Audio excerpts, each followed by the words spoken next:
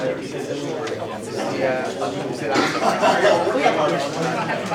right, everybody. We got a big agenda tonight for those of you who are looking at it. So we want to get through this as expeditiously as possible. First, why don't we have our secretary take roll? Okay. 6001. 6001. He's here. 6002. Here. 3. Present. 4 here. 5. Present. 6. 6006. Here. 7. Present. So I'm sorry, I was having a conversation with the council staff. Yep. I am- Yep. All right, great. I'll take a motion to approve the agenda. Actually, I don't have a copy of the agenda. Was it distributed here? What did you put on our Anita bonds? You have to add Anita bonds. Okay. So in addition to Anita bonds, Okay. Let's see. 2-minute presentation to Representative Ratio. Well, just a quick presentation. Yeah. All right, we'll sneak it right after the please. And also, I don't see 1547 here. 1547. Okay. Where do you want that to fit in? You stick that after MVP, or? That's your pleasure. All right, we'll stick it in right in between. We'll make it 18A. And what was the other one, Alex, that Rochelle mentioned? We have a member from council member Bond's office. Where are we going to put that? We'll have her speak briefly after the police. After the. All right, so with those additions, I will take a motion to approve the agenda. Moved by Commissioner Padro, seconded by Commissioner Wiggins. All in favor? Aye. Excellent. All right, do we have a representative from 1D? Yes, sir. Excellent. Good evening, Commissioners. Captain Duro with the 1st District. So I manage the area south of New York Avenue, pretty much, for this ANC. Looking at our numbers, violent crime, looking pretty good. We've had no robberies in the last 30 days, so that's great. Assault with a dangerous weapon, we've had 2, which is one more than 30 days prior, but it's still a very low number. One was 200 K Street. Those were known subjects that were known to each other. That was closed with arrest. The other was in the unit block of K Street, and that one we actually don't have a lot of information on. The victim's not really being cooperative. So those are the 2 cases that we've had in that area of violent crimes. As far as property crimes, theft from autos, the Mount Vernon area, 4th and K, has been a traditional hotspot for us. It continues to be. We've put a lot of work into theft from autos, not just in 1D, but citywide, because it's been a major issue. In the beginning of this year for the department, our numbers have come down a bit. We're about running flat, so about the same numbers as we usually see month to month, compared to prior years. About the same right now as we usually do. But I will always put this out there, please do not leave items in your car. Keep your cars locked. Let your friends, co-workers, tenants, contractors, please let them know not to leave valuables in their car because it's very difficult to catch these guys. We only close about 1% of theft from autos with the rest, and it's not for lack of effort, I promise. It's because the crime occurs at a time and place of their choosing. They can choose a car wherever they want to break into. A lot of these guys have gotten very sophisticated, and a lot of them are lifelong criminals. And even when we do arrest them, they rarely get, I haven't seen a case where they get more than 30 days of jail time, and then they're back out, and everything's clear, and they're back out to it again. So the biggest thing we can do is to, help prevent this from happening in the first place. So please don't leave valuables in your car. I think that's about it. Question. Yeah. A couple of years ago, MPD used to provide these little pink tickets that look like a ticket, but that actually is information to encourage people not to leave valuables in their car. Do you have any more of those in circulation that we might, Yes. as ANC commissioners, could maybe pass out to our constituents to kind of educate people about not leaving valuables in the car? That's an interesting idea. We do still use those particular they look like tickets, they're pink little flyers. I think though those actually say MPD on them, so I don't know if we can give them to non-MPD members to, but it's a good idea to have something. I think that it would be some type of campaign Yeah. at some level to educate people. We're getting it, we're about 40 deep, Yeah. but what about the other 10,000? So usually what we'll do is if there's a particular block that's getting hit hard, I will have officers go out and ticket the cars with those flyers. And then we also work with the bids, for example. We work closely with the Mount Vernon and SID to get the word out, the downtown bid. But I like that idea of having something that you, you could have to community members to leave on cars and get the word out. I'll follow up with you on that. Okay. That's a great idea. Yeah. Yeah, Yes, sir. I got a question on it. There was a stabbing at Third and K. Yes. I understand the guy didn't make it. No, that was the 200 K Street one that I mentioned. Oh, okay. Yeah, no, that was not a fatality. That was he was transported to hospital, but it was not a fatal. So, Okay. and like I said, they were known to each other, and the suspect turned himself in the next day. So that's close to the rest. They both live in that building, 200 K Street. 200 Montana. Yeah, 200 K Street. I'm wondering about, Rochelle, you mentioned the 1200 block So of we're Fourth keep, Street. Is keep, that in here? that's, yeah, Oh, that's okay. the next one. I'm sorry. Yep. This is south. Yeah. Anything else? Well, Yeah. I just want to ask, Yes. was it same day on carjacking around the same location? Yeah, so that was a case where there was a 2D officers attempted to stop a vehicle, and it fled from them. It was involved in an accident right there on Massachusetts Avenue. I think we're actually carrying that outside of this ANC, which is why I didn't mention it, but, so just outside of it. But the suspect got out of the vehicle and tried to get into another motorist's vehicle to escape from the officers. He was unsuccessful in doing so, so it was an attempted unarmed carjacking, and he was placed under arrest.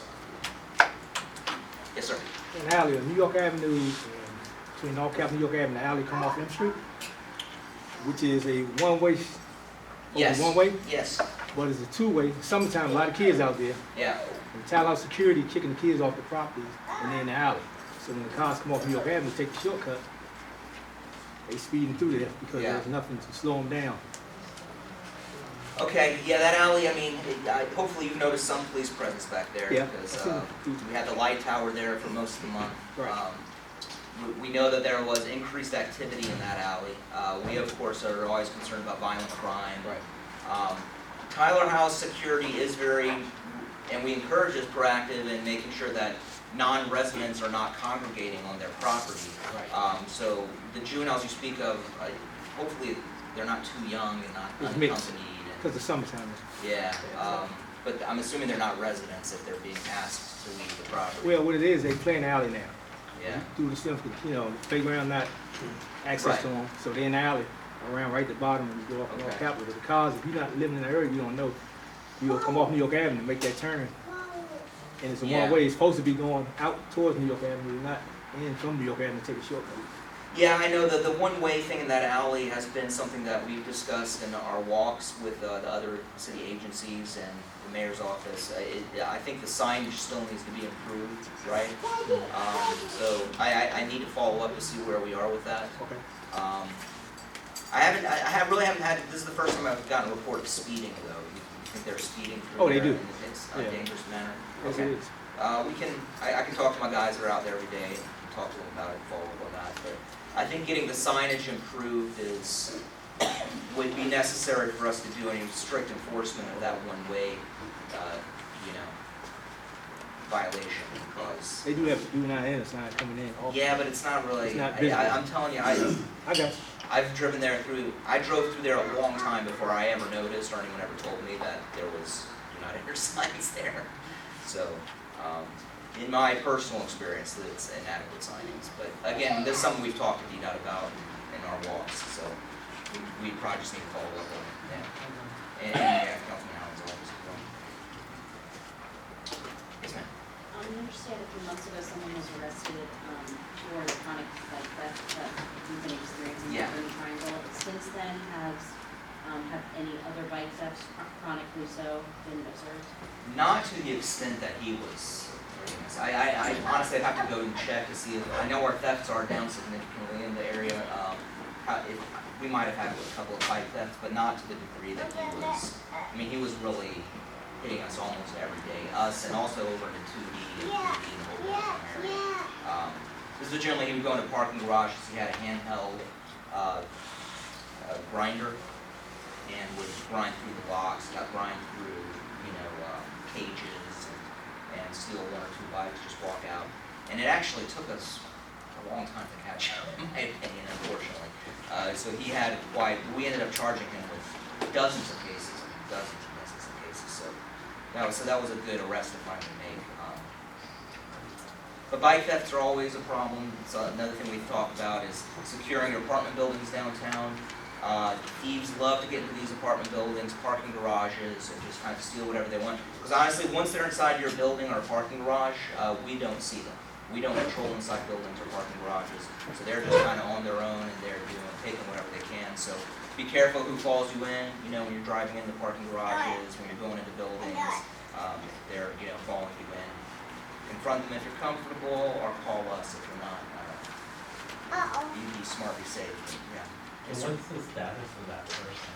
I have to check. I don't have that information right now. Whether he's still held or not. I am assuming with that many cases, hopefully they held him pending trial, but I'd have to follow up. Sorry. Assuming 2 weeks ago, 1,700 block from the section. I'll talk about this. Thank you so much. Yes, Alex. thank I you. appreciate it. Good evening, folks. I'm Captain Honky. I'm with the 3rd District. I'm one of the managers of Sector 2. And as Captain Doyle mentioned, I'm glad or happy to report that violent crimes are down. A few items that I'll mention this evening of concern. We did have a robbery that occurred on May 12th in the 1100 block of Howard Court. It was a food delivery person. He came to deliver some food, and he was approached by 2 males. One of them, he said, pointed a laser at him. The complainant couldn't verify if the person had a gun, but a red laser was pointed at him. They told him to get on the ground. He complied, and they took his property. The lookouts that we had for suspect 1 was a 20 to 30 use of age black male with dreadlocks, black shirt, and black pants. Suspect 2 was a 20 to 30-year-old black male with a shaved head, black shirt, and pants. We have not recovered any video that captured this event, but detectives are working on the case. The other incident that we had was on May 7th, 3:40 p.m., right at 6 and N. Individual was riding his moped who stopped at a red light, and a gentleman approached him at the red light, pretended like he was going to shake his hand, and actually bumped him off the moped and took off with that moped. Good news, it's 6 and N. Stopped at the red light. Good news is that 6th district officers did a really good job. They actually saw the moped riding around in their district, attempted to stop. There's 2 individuals on that moped. They attempted to stop them. They fled, and of course they got off the moped and fled on foot. Officers did a great job, captured both of them. One was a juvenile, one's an adult, so they were arrested with that stolen moped. The incident that is of concern, and I know that you guys want to hear about, is the incident that occurred, I believe I don't have the date here. Last Tuesday. We had sounds of gunshots on the 1200 block of 4th Street Northwest. When our units arrived there, there was a vehicle that was located and crashed into some parked vehicles. And investigations revealed that it looked like there was shooting from that vehicle and also somebody most likely shooting at the vehicle. We did recover some casings. We recovered the vehicle. Our forensics department took that to processing. It's an ongoing case. We do have very good leads on that case, but that's all I can say about that case at this point. No I'm sorry? Where was this? 1200 block of 4th Street. No victims that we located. So it looks like everyone fled. And luckily, again, we didn't find any bystanders that were hurt. Again, we had good leads and worked in that case. Gentleman in the back asked about the 1700 7th Street, sir. Yeah. So there was some sounds of gunshots there when we responded. Looked like there was some bullet fragments that hit the building there. Again, no victims located on that. We did locate some video footage, and detectives are working with that. It looked like it was 3 individuals fleeing on bicycles. The detectives were working with that. This What one, was the location of that? 1700 7th Street. Because my car was hit on March 11th. What location? 453 M Street. The little Ford Black Benz. There were 3 bullet shots in my car around 11 o'clock at night. It was reported, at least in the It was? Yeah. Okay. And what was the location of that, ma'am? What? What was the location there again? 400 block of M Street? M Street? Yeah. On the 11th? Or 12th. 12th or 11th. I had a date of loss. Not this month. March. Oh, in March. Yeah, Okay. I'm sorry. I'm just wondering, it just seems like there's a real uptick in shooting activity in a small area. I've lived there 19 years. So it's kind of, We did see an uptick, and I talked about it in the last meeting. It's actually, a lot of it's concentrated in the unit blocks of O, N, and P Street. And we actually have been doing a really good job over there, just last week. Sounds of gunshots, our officers were actually in the area, heard the sounds of gunshots, actually saw a vehicle fleeing from the area, stopped it, and we did arrest that gentleman, the gun was recovered in that case as well. And then we just did a search warrant over there on N Street and recovered 2 guns from that location as well. So we are working on it. The thing in this area, the concern was the one that just happened Tuesday. it's very close to the other location. Exactly. So, but again, happy to report, good news. So Kat, I want to thank you and commend everyone for keeping going on this, because a couple of my constituents are here. It was incredibly frightening. People, when they're on the floor in their home. So as long as you guys keep. And I've heard from several citizens telling us that they've seen uptick in patrol in the area. And right now, there's actually a bike unit that's assigned to the area as we speak. Yes, ma'am. Is the bike unit going through the park at New Jersey Avenue and O Street? My apartment faces that park, and there's all kind of stuff going on. Okay. I can add that to patrol, but that unit there is pretty much assigned, I think it's between 3rd and 5th and M&N, right at between Ridge Street there. It's a park right next to the firehouse. Yes, ma'am. I live on the 1200 block of 4th Street, and I wanted to echo Rochelle's comments of thank you, and we have felt and see the presence, and have multiple times a day on multiple modes of transportation, so thank you, and please continue. Absolutely. Our neighbors and myself continue to be very uncomfortable after that situation. Yeah, totally understand.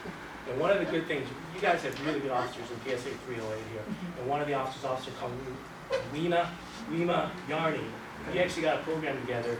He actually donated 2 TVs and mounts at the New York Avenue rec center there by Kirby. And he's trying to start a program for the kids once they get out, so they're not out, running around, giving them something to do. And they're actually trying to get Kennedy Rec Center involved as well.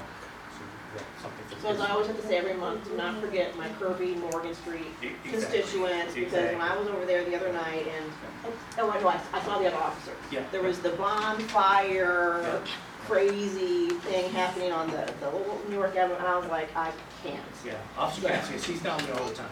Yes. Well, thank you so much, officer. Appreciate your time. Thank you. Yes, representative from Councilwoman Gonzalez. Hi, my name is Marina Neves. I'm legislative analyst for Councilmember Bonds, at-large Councilmember Bonds. And I'm here just to give you a brief overview. The District of Columbia voted in favor of the FY 2020 budget last week. And as chairperson of the Committee on Housing and Neighborhood Revitalization, She achieved some historic investments in affordable housing programs in the district, such as 25 million for public housing repairs, over 7 million in operating subsidies to support sponsor-based LRSP vouchers, and 2.1 million for tenant-based vouchers, 53 million to operate the Department of Aging and Community Living. She funded an elder abuse civil attorney to combat financial exploitation at the Office of the Attorney General. There are over 20 bullets on here that I won't bore you with, but I did leave a copy of this, enough for probably everyone in the room. I am unfortunately not her staffer that deals with housing, but the number for the office is at the bottom of the page. So if anyone has any questions or concerns, please feel free to reach out. We're very open to constituency opinions, and yeah, that was basically it. Very brief. Very brief. Well, thank you very much. Does anybody have any questions? Okay. Oh, yeah. Well, Commissioner Rogers did. Not a question, but a comment, and for the community to be aware of, and to be shared with Councilmember Bonds.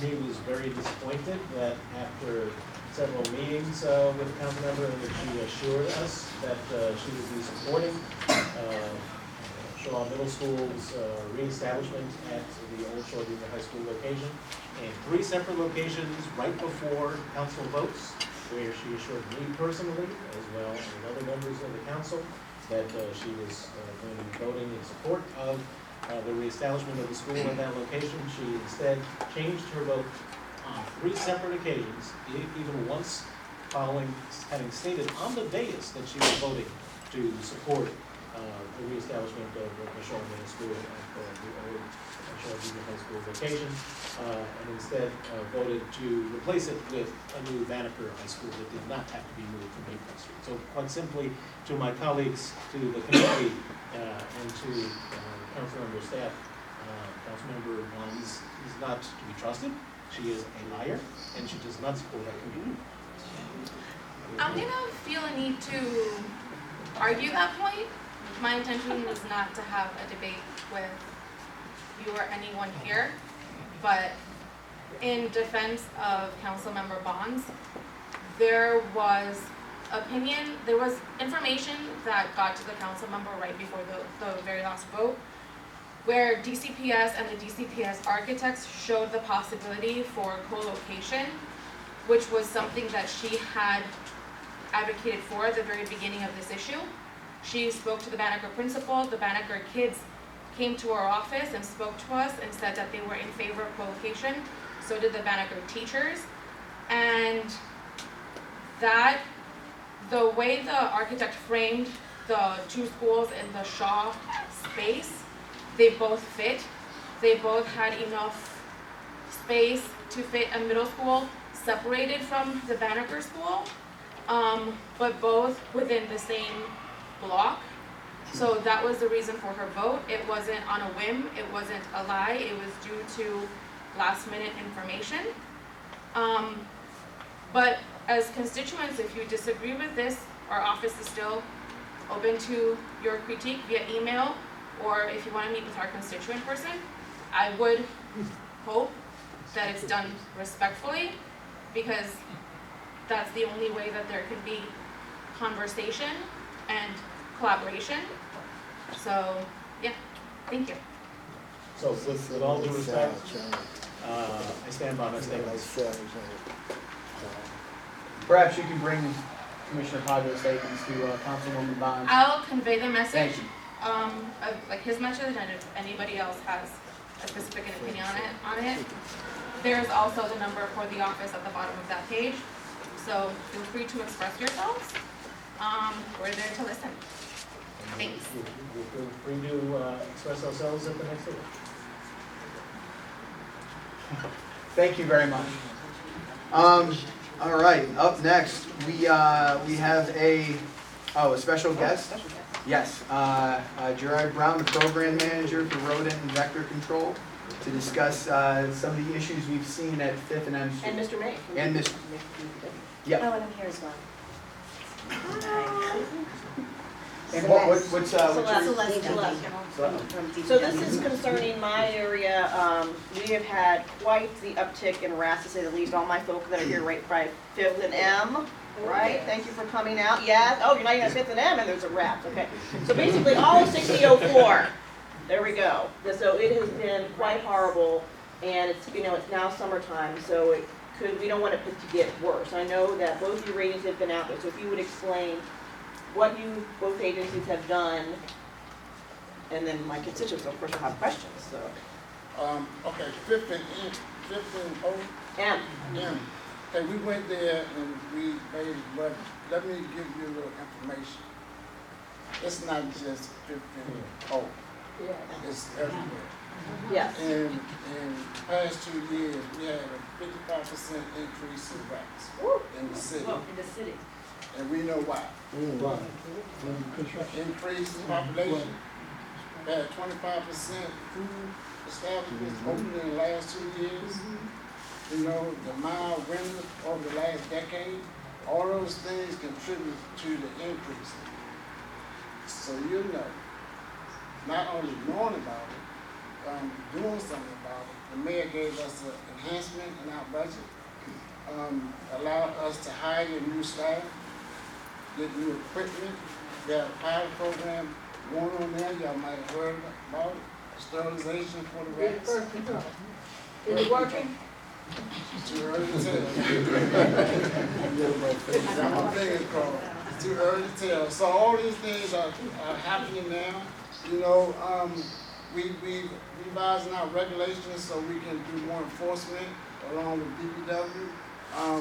We have limited residential enforcement, our enforcement mainly in commercial, $500. If you call, we have an agreement that we will respond to any complaint within 72 hours. And we trained our pest controllers to be code enforcement. So in the past, 2 people went to the same location. One of them wrote violations and one of them treated for rats. Now 1 person can do that. But all that said, the most important thing that we can do is work together, reduce the food for the rats. Rats need 3 things: food, water, and a place to live, and we provide that for them. You know, when we go to situations, we can tell why the rats are there. And you probably can tell yourself. You can look at situations, people's homes, and say rats probably here. And you're probably right. So I see it's a long agenda. I can talk about rats forever. So Mr. Brown, let me ask you, what did you exactly do at that area last week? Because I mean, we specifically talk about 1135, so we're blue in the face, right? That was a house. That's only one of them. That's one of it, but that is not a good situation. Yeah. But so what did you guys do last week? I know you guys were on the ground last week. So my understanding is that they treated some rat burrows. I'm not sure if they wrote any tickets, if they wrote anything, it was a abatement notice, and they left information on people's doors. So let me tell you, those are like boarding houses and the landlords are never there. And no one ever does anything in those houses. There are many people living in the houses. So you talk about food. I don't know if there's any limitation on the number of individuals that are not family that can live in one residence, but that's an issue with a lot of these boarding houses that have 6, 7, 8 trash cans in their yards, and it's not taken care of. So I'm not sure if you can expand into other avenues within the city as to figuring out where these boroughs are, in addition to the fact that these trash cans are not keeping the rats out. I mean, Alaska has trash cans that keep bears out. Has the city thought of some type of way of finding trash cans that can be more rat resistant than having them shoot holes?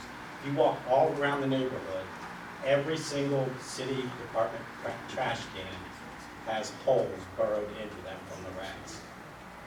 everyone, you can, we'll just walk up and down the streets. I know. And So, can I just add to that those, for a second? I just add to that. And a lot of the residents of some of these places speak multiple languages, and some of them don't speak English very well. So if you're leaving anything in English behind, it might not communicate very well. And they all have a lot of them have holes in their trash cans, and they're not being replaced. That's not happening. And they have no clue how to throw out their garbage. I mean, I've taken pictures, I can give you a whole album full of pictures of trash cans that are flowing and like little plastic bags, and there's just like food.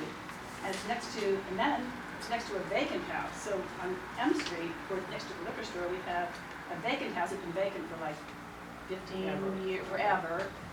And where we have 6, I followed the rat guy around, but, you know, and there were 6 rat holes in that yard. And right next door, we have the boarding house, and they have no clue how to throw their garbage out. was So it a this city is- right there? Huh? Was it a city right there? Yes, it was. And we were going all over the place. I mean, I know more about rats than everyone knew. So actually, the home that Deborah's referring to, I have openly accused of doing illegal dumping too, and I have no problem saying it, that they love to dump in the public trash cans. So not only do they have a trash problem in front, they like to go use the public trash can, and I have begged, and I know it's not gonna happen, for a stakeout, because we know it comes from this one house. Don't laugh, because it's true, am I right? It's true. It's true. It's true. And to find them to the end, because it just goes on and on and on. The public trash cans are a problem. Well, that's definitely something DPW can do. Now, I'm not saying about the stakeout. They won't do a stakeout. I've talked to them, they say, no, shut up, Rochelle. Yeah, I'm not saying about the stakeout, but in terms of enhanced enforcement for that house and for the trash, the public can that is at that. The other thing I did want to say is we also have a program that if you have holes in your can that are chewed by rats, call 311, say that you have, and we will replace for free if we determine that that can has been damaged by rats. They don't call. They don't know how to call, and No, but you- the landlords don't care. I don't think they want to call them, right? You can just walk, you can They just just go walk and up and dump down the the trash street. in the public trash. The stuff is right. And that is, if there's a container at a property that is rat chewed, the city will replace it. And we do it in more than one language. Yeah, we have several languages in Yes. which, so if you call and you don't speak English, there is a way that we can get you to your language.